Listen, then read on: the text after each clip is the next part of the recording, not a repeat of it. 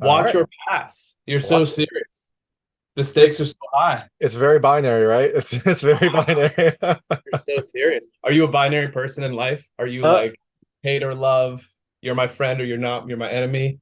yeah, I think so. I am fairly kind of black and white, I guess. Okay. Everything is in gray, but as my wife says, I'm either like all in or not. So.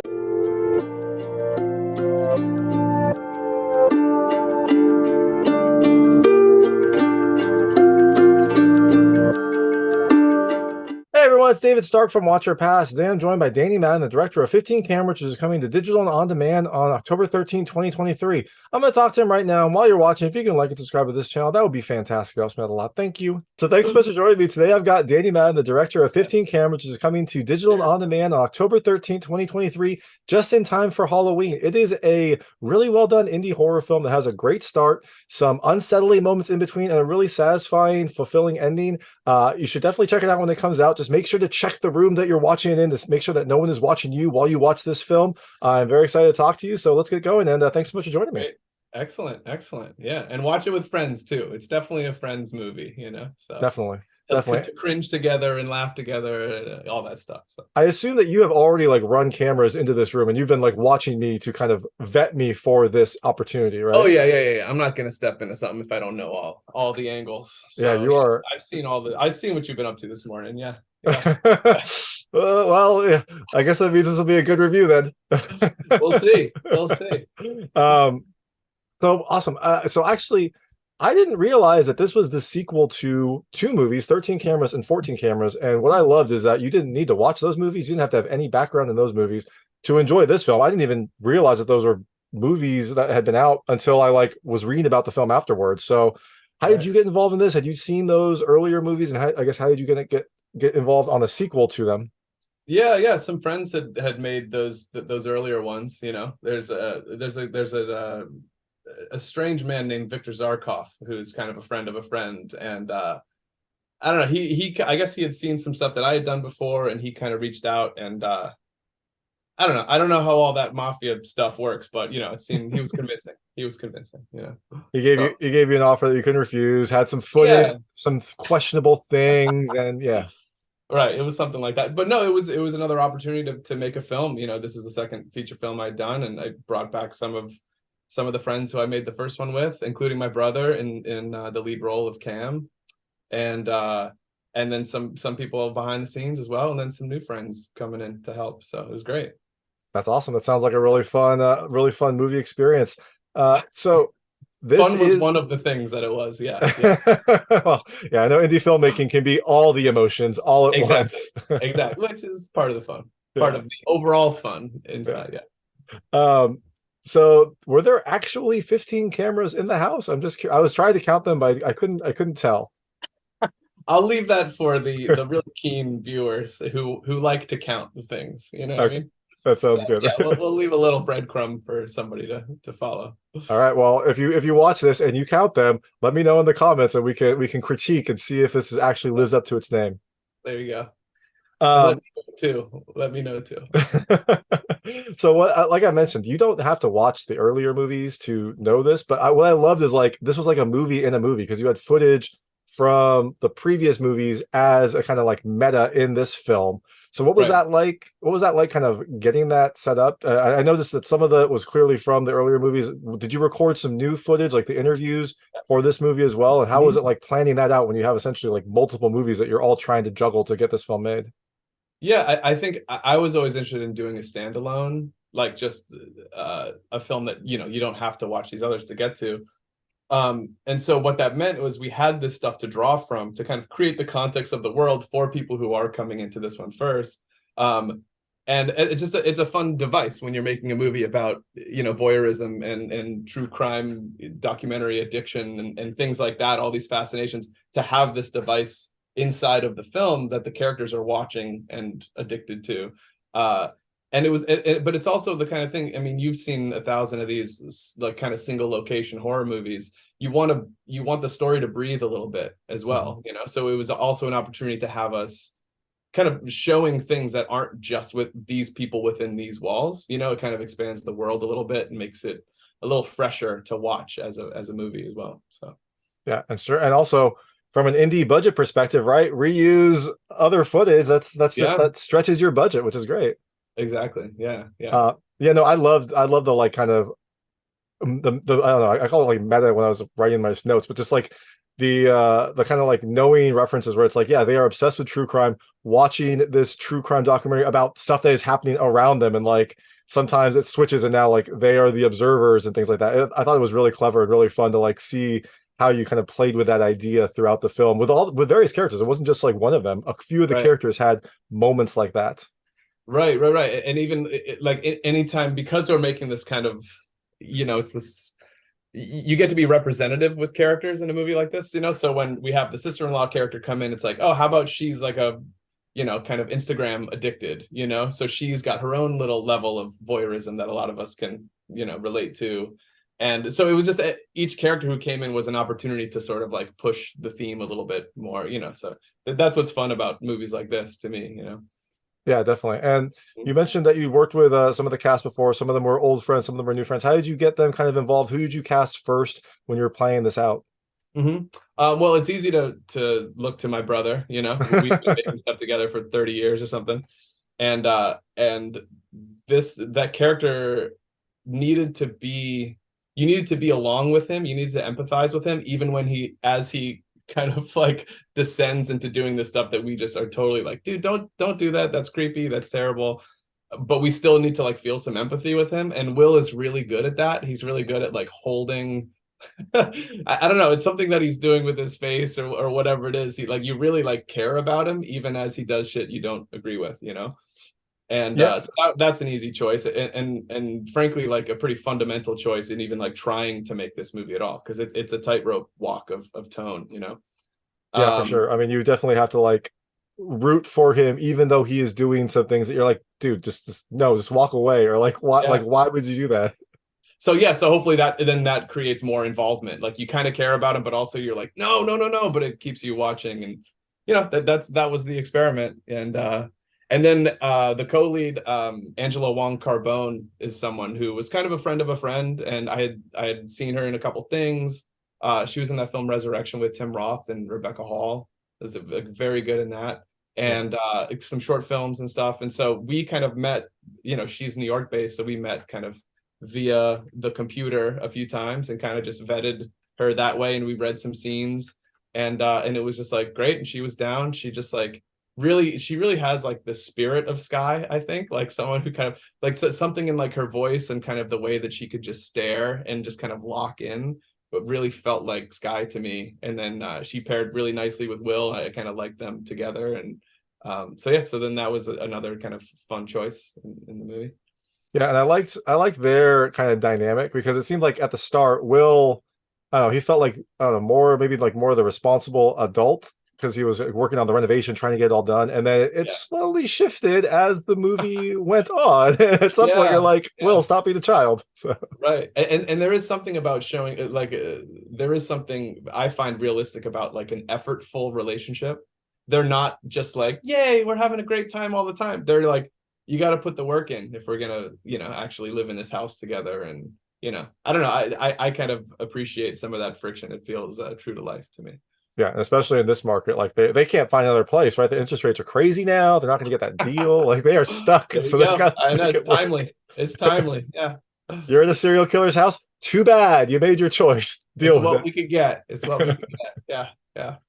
So speaking of the house, speaking of like the location, where did you find this place? And was it one place that you kind of used, or did you use a couple places to like have the different levels of the duplex, and then the other areas that were explored? Yeah, it was all the same location. That credit goes to Eli Raskin, Nance Messineo, and Casey Bader, who are producers who just like scrounged all the Airbnbs and all the like house rental sites of Los Angeles. It's very hard to find a place that you can take over for a month completely, and ransack it with film gear and people stepping on the counters and like C stands bumping against walls and shit. That it is a destructive process, and when you don't have a lot of money to just like fix your problems with budget, you got to be really creative. So they found this spot that was like spacious and kind of bizarre and kind of weird and empty feeling, You know, there was a lot of like kind of daytime interior stuff where they just moved in, so it just feels like this kind of like gray, like light gray cave that they live in. That I don't know, there was something that felt right about it with this movie, and it's what we could get. And then our art team, Rowan Landish, our production designer, and Dom Hatfield, who is the art director, they would spend all day doing all the art department stuff, the props and everything, and then they would at night they would build the bunker location, the basement location in the garage of this house. Oh wow. So they built that all from scratch. You know, we kind of just we're kind of careful with our shot planning to like make the reality of that work. But it was an unbelievable job on the art department. So Yeah, that's great. I mean, I wonder, can they come build me a bunker? Like I they not could for do that it. purpose, but it'd be nice to have a little like a load space where I could play Yeah, games. and there was something really great because there's a plot point in the movie where he soundproofs the place, you know, and he's kind of filling it. He's stapling these foam like, little squares, and our sound guy Andreas came in. You know, we were shooting that part chronologically, and he came in and he just had his boom mic, and he was like, "This is the cleanest sound I've ever gotten." You know, it's like this is amazing. We should soundproof all the sets. It was like incredible, you know. Any airplanes flying by or whatever, it was all the sound was so crisp, you know. That is awesome. It definitely gives me some ideas for my like recording room, what to do. Although I think my wife might actually murder me if I did anything like Yeah. that. No, it makes a bit. You staple up even 3 or 4 little foam pads. It makes a big difference. So yeah, the life lessons you get from this indie film, it's perfect. 15 cameras. It's here to teach us. Yeah. And one thing I noticed, I love like I'm like a networking person, and there was just a nice like thick, well-routed like braid of cables coming into that computer. Was that also was that actually just was that used, or was that just a prop that you put up? Because I was just like, I mean, damn, it was all a prop, right? okay. No, that was one of those things where it just beautifully comes together where they're scrambling to put this set together. So I'm going and improving that set while we're wrapping, shooting over here. And it was just like, that was like one of those ideas that one of us had where we're like, oh, look, we need something in the corner there that kind of pops out of the darkness. Like, what about just a big fucking like anaconda's worth of little wires that we can just, and there's something really like eerie about that to me, but I'm glad you like it. Well, no, because I was like, dang, like that is way nicer than like my own networking wires. Like this person had some good attention to detail, as you would expect if they're hiding. Yeah, this guy's good at a couple things and terrible at a lot of things. Yeah. And so was any of that equipment in that room, was it actually like functional? Like, did you actually have like cameras running into that computer, and did you set up any observation, or was that all kind of movie magic? Yeah, no, there were moments where for sure we filmed all that stuff at the end of the schedule, so we had some of the footage put together. And my other brother Kevin came out to help, and he was kind of assembly editing as we were going, so it was a full-on brother kind of project here. And so we would like shout out things to him through the window of the room where he was working. We're out in the garage, and we're like, hey, give us like that shot of the hallway at night, blah blah blah, so we can kind of patch it into this kind of like crazy, like kind of chipped screen that we got and found at a thrift store that was like this sort of widescreen monitor that we thought would be nice and eerie and kind of like contain all the angles nicely. And so, yeah, there were definitely some times where we're, patching in video there, but for the most part, Will is playing off of a blank screen and he had to play all of those scenes just looking at nothing. It was like an amazing kind of one-man show. Like play even like the timing of and you'll know it from the movie, but the scene where he sends the picture to the girls, that whole scene, he's just going off of his own timing and kind of having the whole script in his head. It was really cool. And then you see it all cut together, and it just like it just fits so nicely, Yeah. And speaking of moments when you're like, no, don't do that. Like that was definitely one of them. Yeah. A friend of mine watched it and said, he's like, this isn't a horror movie, it's a cringe thriller. And I thought that was a pretty fun description of it. So yeah, no, exactly. It is a horror movie. Hopefully it delivers on the horror, the horror goods as well. But it does, but then it also that has some very good life lessons of like what not to do, which is important for everyone, especially after we've all been like living at home for a while. I guess we're all out of that. Speaking of kind of that time, was this a pandemic movie? Was this after pandemic? It could go either way, right? Like that's kind of when you get these single location indie movies, you're like, this could have been a pandemic movie. Right. No, I don't. That wasn't conscious. We weren't thinking of it as such. This was kind of it was an opportunity, to be like, hey, there's a little bit of money for a third one of these movies, and hey, can we come up with something that's interesting enough to go ahead and do it? And it was I think PJ McCabe wrote the script, I think in August of last year. Oh wow. And then we were shooting in November and then delivered in June. So it was like a very quick full process of like conception to delivery was less than a year. So it was kind of wild, but it was a fun, and for me it was like, hey, let's get out there, let's treat it like an exercise, and let's see if we can make something fun, and it turned out how it turned out. Yeah, that is quite a crazy turnaround. Although you probably didn't have to edit anything, right? Because you were just taking that footage from the cameras and pumping it right into the movie. So just easy exactly. peasy. It's like a live feed. There's no editing at all. It's easy. Yeah. And so, like, speaking of kind of following up from the earlier movies, you had a different, main antagonist in this film. What was it like, kind of casting for that person? Did you reach out to the original slumlord from the earlier films, or did you just kind of like go your own way? Right. So Neville Archibald played the slumlord in the first two films, which played more of like he's more of a prominent character. He's more of like the present bad guy. And we always wanted to go a direction where it's more focused on the couple, the married couple, and then he kind of plays like a tertiary role where he kind of comes in a way that I won't describe now for anyone who hasn't seen it yet. But that actor actually passed away about a month and a half before we started filming. Oh no. So the plan was to do it with him, but he I don't know exactly the cause, but he was in rough shape with his body and stuff. He put it through a lot, so he passed away like kind of right as PJ was finishing the first draft of the script.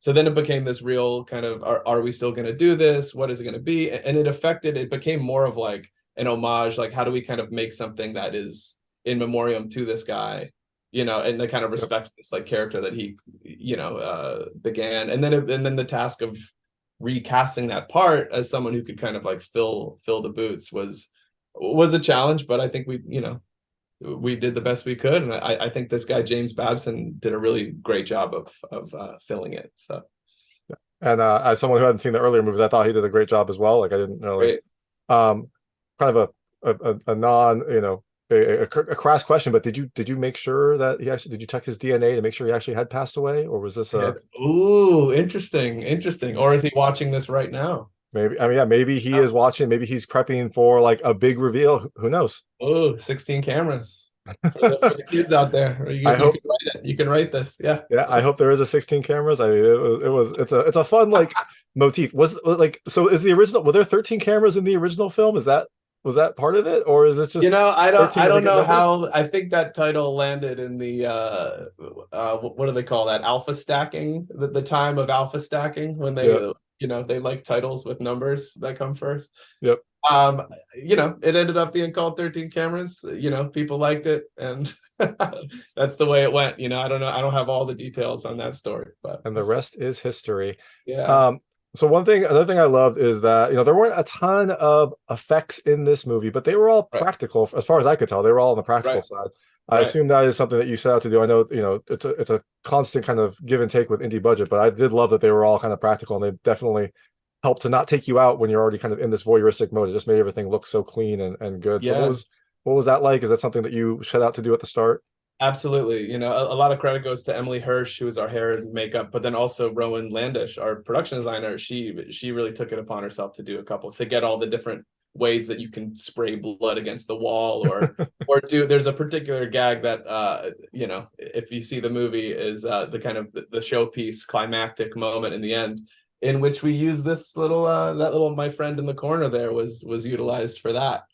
That was a great scene. I was like, oh, I loved it.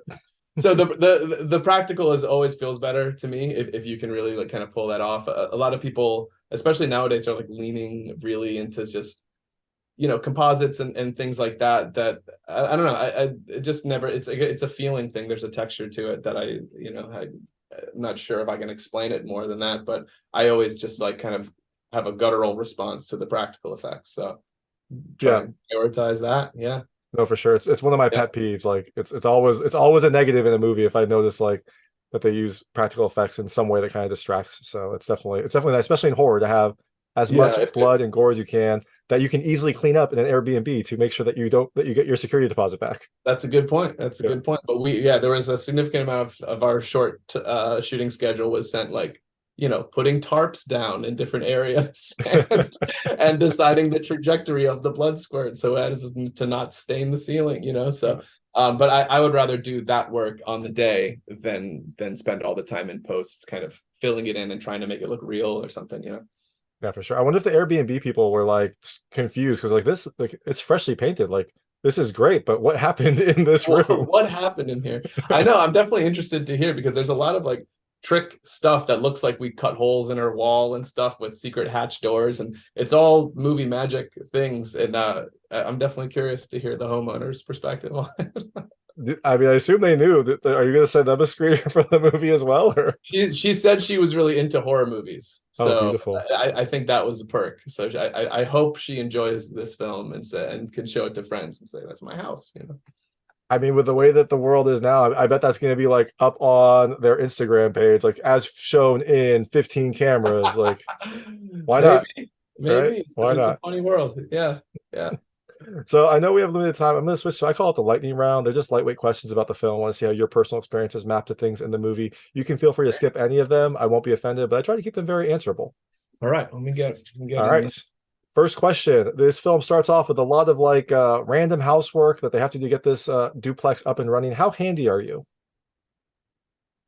Mildly. I can do the shit that he's doing in the movie. I would say in our world that's not mildly. Like there's some stuff that he's doing that's a little more complicated. Like fit a shelf and sand it down and put it in the thing. Yeah, I think so. I could tighten some pipes and stuff. Yeah. All right, perfect. Yeah. Second question. Do you like true crime? I grew up in a house where my mother was obsessed. She was always had a book in her hand. That was the time of like unsolved mysteries and all that stuff. And I'm always getting called anytime the Ted Bundy documentary comes out. My mom's calling, talking to me about it. It's very much I inherited it.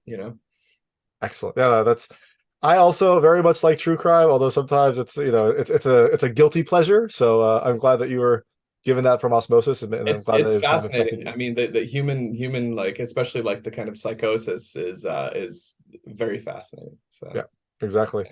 yeah. Next question. Do you have like a man cave?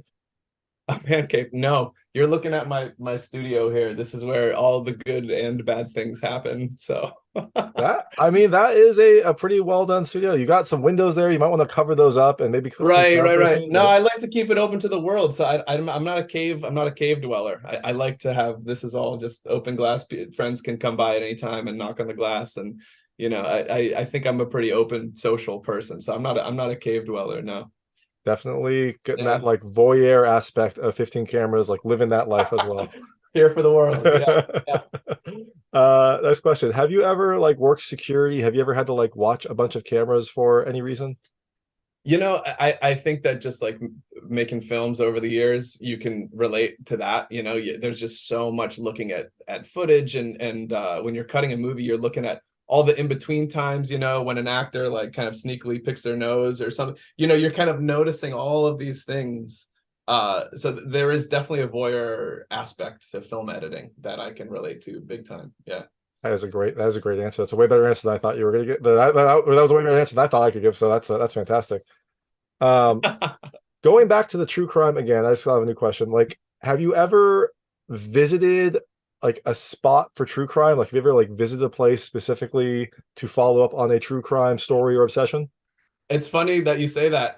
The Pitkin County Jail is the place where Ted Bundy, one of his escapes, he jumped out of the second story window onto the grass and ran off, and then he hid in the mountains for days.